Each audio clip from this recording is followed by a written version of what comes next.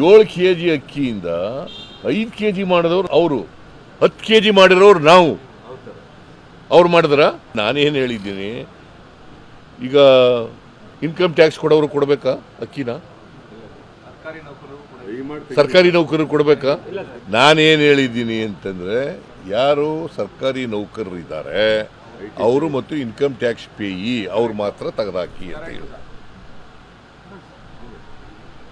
Income tax ಪೇಯಿಗಳಿಗೆ ಯಾಕೆ ಕೊಡಬೇಕು ಅಕ್ಕಿನ? ಬಡವರು ಕೊಡೋದು ಇದು. It's a purely poor program. ಗೊತ್ತಾಯ್ತಾ? ಸೊ ನಾನು ಅದನ್ನು ತೆಗೆದಾಕಿ ಅಂತ ಹೇಳಿದ್ದೀನಿ. ಅದೇನು ಮಾಡಿದ್ದಾರೆ? ಹಿಂದೆ ಗೈಡ್ಲೈನ್ಸ್ ಮಾಡಿದವ್ರು ಯಾರು? BJP ಸರ್ಕಾರ. ಅವರೇ ಮಾಡ್ಬಿಟ್ಟು ಈಗ ಅದಕ್ಕೆ ವಿರುದ್ಧವಾಗಿ ಹೊರಟಿದ್ದಾರೆ. ಅಶೋಕ ಏನು ತಗೊಂಡು ಫೋಟೋ ತೆಗಿಸ್ಕೊಂಡದು ಅಲ್ಲಿ ನಿಂತ್ಕೊಂಡು ಅಕ್ಕಿ ಕೊಡಬೇಡ ಅಂತ ಹೇಳಿದವರು ಯಾರು? ಇವರೇ.